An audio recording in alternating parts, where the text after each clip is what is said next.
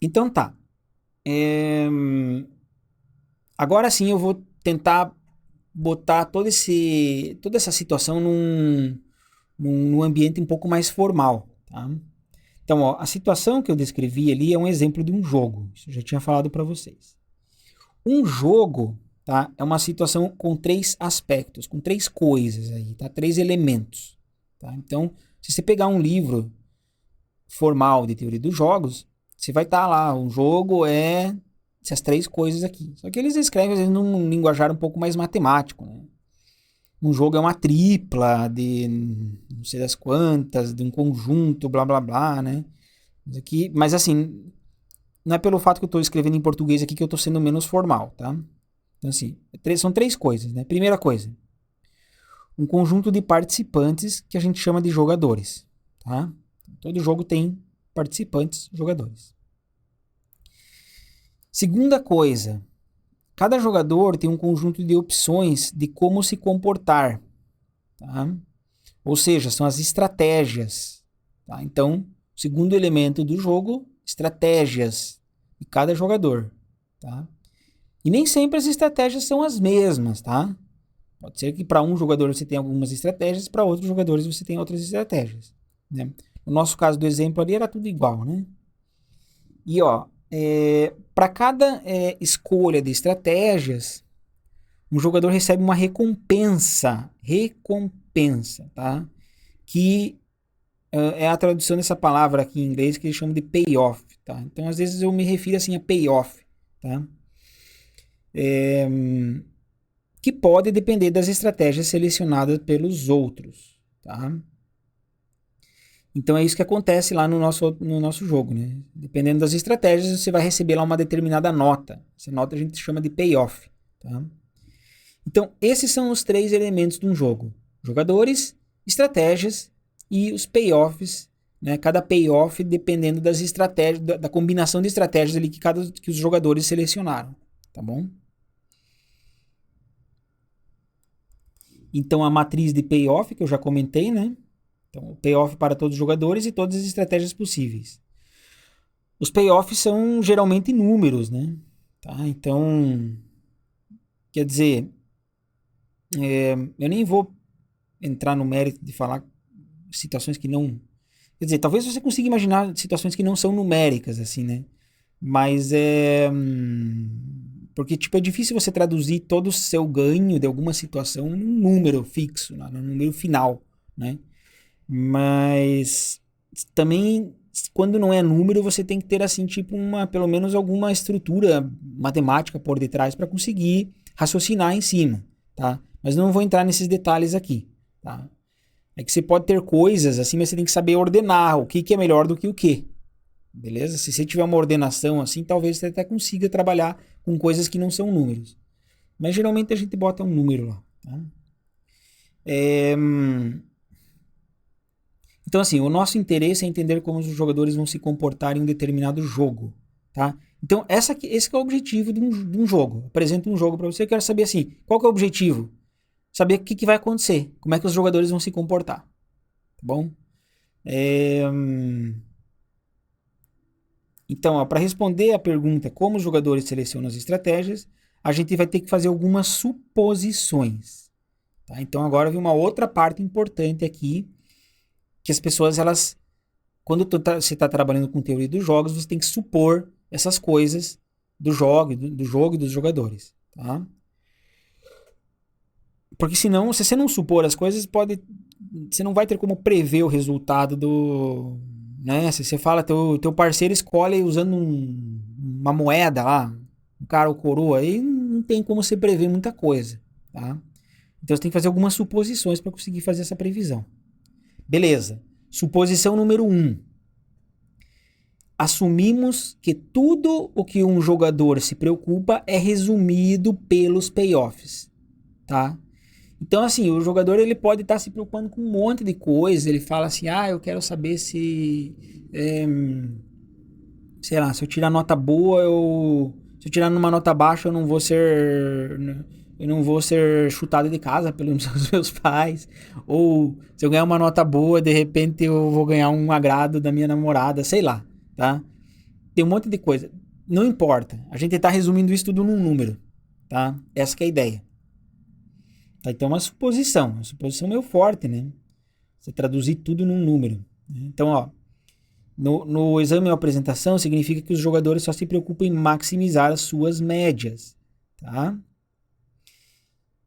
No entanto, ó, nada em teoria dos jogos diz que os jogadores só se preocupam com os payoffs pessoais. Ou seja, não significa que eles são totalmente egoístas. Quer dizer, o fato de você estar tentando melhorar aqueles teus números lá da matrizinha, da matriz de payoffs, não significa que você é egoísta. Significa que, na verdade, você está querendo melhorar aquele número, mas aquele número pode, né, ele pode significar que você esteja, às vezes, sendo egoísta, mas às vezes também sendo altruísta, né, pensando nos outros, tá? Então, ó, por exemplo, um jogador que é altruísta, ele pode se preocupar com os benefícios próprios e de outros, mas nesse caso o payoff vai refletir isso, tá? Então, todas essas situações externas, né, que acontecem, elas estão resumidas num número. É isso que essa suposição número 1 fala, tá? Então, ó, uma vez que os payoffs sejam definidos, eles constituem uma descrição completa da felicidade, digamos assim, do jogador, com cada resultado possível do jogo. Tá? Então, isso daí até assim se eu não me engano, esse negócio, eu não entendo direito, mas você tem uma corrente filosófica lá que chama-se de utilitarismo ou utilitarianismo, não sei, tá? Que você, assim, de certa forma, você está preocupado em melhorar o teu payoff. Você traduz todas as coisas da tua vida num número e você quer melhorar esse número, assim, sabe? Então tem esse utilitarismo aí é uma corrente filosófica, tá? Depois vocês podem pesquisar melhor aí, vocês vão encontrar mais informação que eu consigo dar para vocês aí, tá? Inclusive, daí, eles relacionam com essa questão de felicidade e tal, né? Bom, daí em algum momento vocês podem me perguntar o que eu acho sobre isso daí, a gente pode discutir mais, mas não vamos viajar muito em cima disso daí, tá? Beleza, suposição número 2. Assumimos que todo jogador conhece a estrutura do jogo, tá? O que significa isso? Significa que cada jogador conhece sua própria lista de estratégias, tá? Ou seja, você sabe todas as estratégias que você tem para tentar jogar. Tá? Isso tem que assumir. Além disso, um jogador também conhece as outras estratégias e payoffs dos outros jogadores, né? Então o jogador ele sabe o que os outros podem escolher de estratégia e ele sabe também quanto que os outros jogadores vão receber, tá? Dependendo das estratégias selecionadas. E sabe também com precisão o payoff esperado para cada resultado do jogo, tá? Então, assim, no fundo aqui, isso daqui tudo significa assim que um jogador ele tem a visão daquela matrizinha toda, tá? Então ele sabe tudo, ele conhece toda a estrutura do jogo, né? Existem casos aqui que são os jogos com informação incompleta. Então, se você pega lá um livro de teoria dos jogos, você vai ver que lá alguns capítulos mais para frente, mais avançados, está falando assim, jogos com informação incompleta. Nesses casos de jogos com informação incompleta, a gente não assume que o jogador conhece toda a estrutura do jogo, tá? E assim, talvez seja até uma situação um pouco mais real, né? A gente vai ver isso quando a gente for falar de leilões, tá? Porque em leilões a gente não vai ter esse conhecimento completo. Mas claro, para começar, vamos começar do mais básico aqui. Suposição 3. Assumimos que os jogadores são racionais, tá? E essa é uma outra suposição assim bem interessante, tá? Então, assim, essa suposição envolve duas ideias. Tá? A primeira ideia é que cada jogador quer maximizar seu próprio payoff. Tá? Então, né? Por que isso? Porque como o payoff é definido como tudo o que o indivíduo se preocupa, essa hipótese parece razoável. Quer dizer, tudo que você se preocupa é resumido num número. Então você quer sempre melhorar aquele número. Tá? Uma hipótese razoável. Porque se você fala assim que, tá bom, tudo que você me preocupa está resumido num número, mas eu não estou interessado em maximizar aquele número, então você não vai chegar em lugar nenhum. Tá? Você tá lidando com pessoas irracionais. Tá?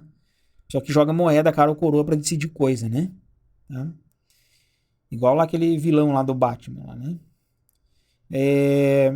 A segunda ideia é que cada jogador, né, a segunda ideia dessa questão dos jogadores serem racionais, né? A segunda ideia é que cada jogador realmente consegue selecionar a melhor estratégia, tá?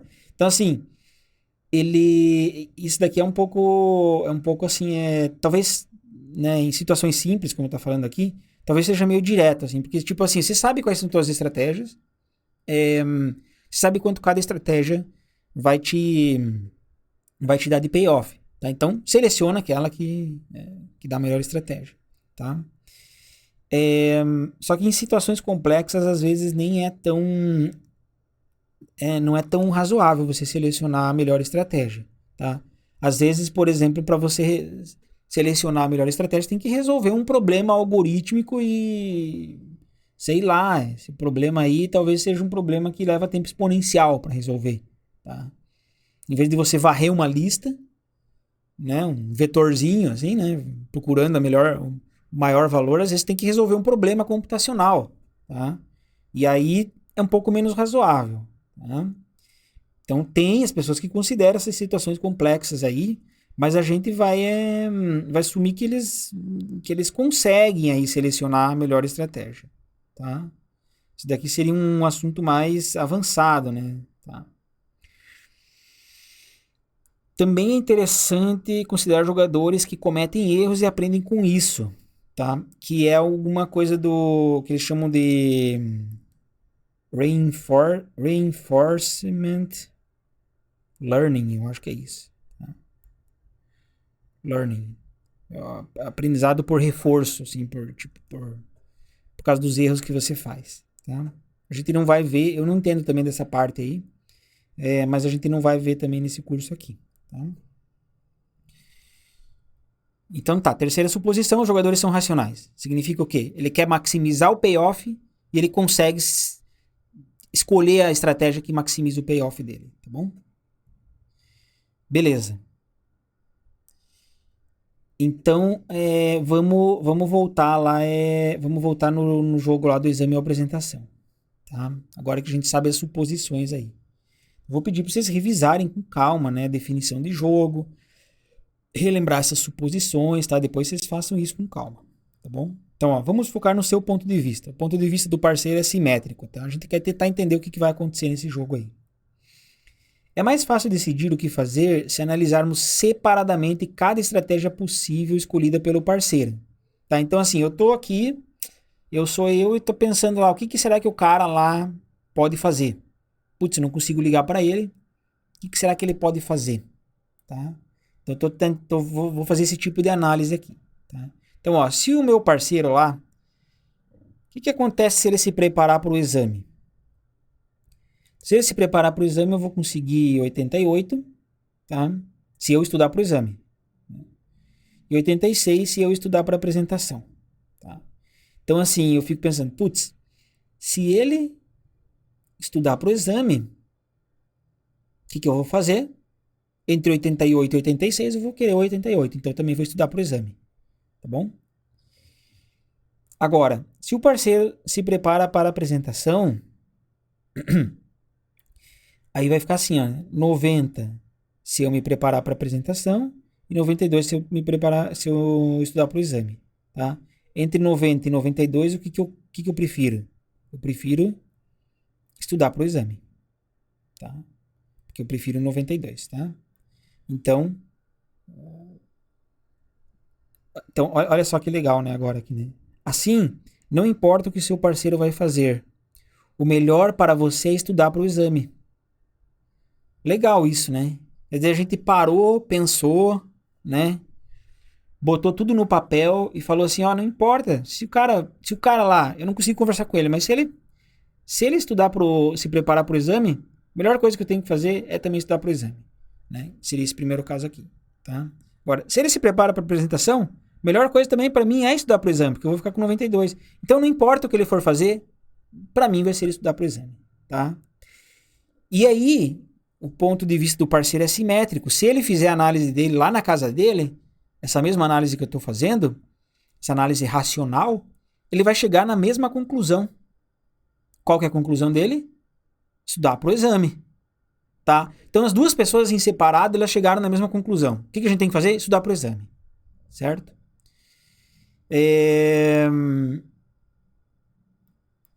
Então, olha só, aí que chega aqui nessa essa definição aqui. Isso daqui é uma definição. Estratégia estritamente dominante. É uma estratégia que é sempre melhor, independente da escolha de estratégia feita pelos outros jogadores, tá? Então, a nossa estratégia de estudar para o exame é uma estratégia estritamente dominante, porque independentemente do que o parceiro escolheu, vai ser sempre melhor eu estudar pro exame, tá? Tá aqui, ó. Estudar para o exame é uma estratégia estritamente dominante para você, para o seu parceiro também, já que os payoffs são simétricos. Nesse caso, ambos obtêm em média 88, tá? 88. Porém, olha só agora essa outra ideia aqui. Porém, se você e seu parceiro pudessem de alguma forma concordar em se preparar para a apresentação, seria melhor para ambos, porque a gente ficaria com 90, tá? Então, aí, né, deixa eu voltar lá na matrizinha aqui, né? Então, vamos voltar na matriz aqui, aqui, ó, tá aqui a matriz, tá? A gente, na nossa análise da racionalidade, a gente falou, não, a melhor coisa que tem é estudar para exame. Então, eu vou escolher estudar para exame, o meu parceiro vai escolher estudar para exame, eu vou ficar com 88, ele vai ficar com 88, tá? Só que, se a gente escolhesse os dois a apresentação, nós dois ficaríamos com 90. Você fala, moça, então você está falando errado, né? O melhor vai ser ficar com 90, né? Só que não é assim que funciona. Pela racionalidade, não é assim que funciona. Porque, imagine assim, se você fala assim, tá bom, então acho que o meu parceiro vai escolher estudar para apresentação. Então o que eu vou fazer? Putz, então eu vou estudar pro exame. Porque daí eu vou ficar com 92 de média. Tá? Então,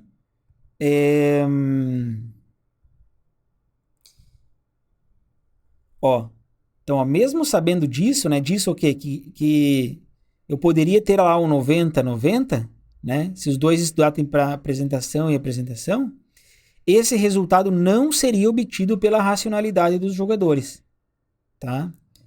Olha só, se o seu parceiro sabe que você está se preparando para a apresentação, ele pode escolher se preparar para o exame e ele vai se sair melhor ainda, 92. Entendeu? Então, a não ser que vocês combinassem. Só que a gente está supondo aqui que não tem esse negócio de combinar. A gente não consegue, eu supus lá no início que a gente não consegue fazer uma ligação um para o outro, não consegue se conversar pela internet para combinar o que vai ser feito. Tá?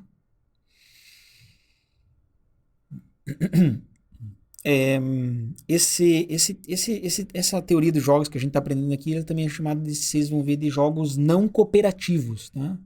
Jogos não cooperativos, tá? Porque você não consegue cooperar com o parceiro, essa que é a ideia, tá? A gente não consegue fazer a ligação lá. Tem uma outra área da teoria dos jogos que são os jogos cooperativos, tá? Mas a gente não fala aqui na disciplina.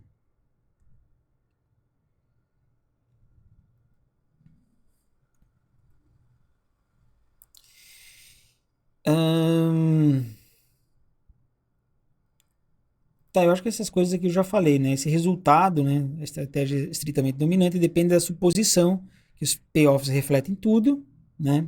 Nesse caso, ambos se preocupam só em maximizar a sua própria nota, certo? E, por exemplo, se você se preocupa também com a nota do parceiro, então os payoffs seriam diferentes. Ah, isso é legal, né? Quer dizer, você fala assim, putz, mas eu não estou interessado em né? O 90-90 lá, vamos falar assim, ó, eu sou um cara gente boa, meu parceiro também sei que é um cara gente boa. Eu sei que quando ele olhar para aquela matriz lá, ele vai querer assim meio que sem a gente conversar, a gente vai querer meio que combinar de ficar os dois na apresentação, que vai dar 90-90, tá? Mas não funciona assim, né? Porque assim, tipo, mesmo que você se preocupa com a nota do teu parceiro, se esse fosse o caso, daí os payoffs eles seriam diferentes, né? Como eu falei antes, tudo que você se preocupa é o número, é o payoff, tá? Ó, se você se preocupa se o seu parceiro vai ficar com raiva de você, se ambos não estudam para a apresentação, então isso também deve ser incorporado no payoff, entendeu? Então, todas essas outras esses elementos externos aí, eles teriam que ser incorporados no payoff, tá? Então você não pode ficar supondo assim, a gente vai fazer 90-90 lá porque não é assim que funciona, tá? Então, mas do jeito que definimos o jogo, somos obrigados a aceitar que há um resultado melhor para ambos, que não pode ser obtido pelo jogo racional, tá?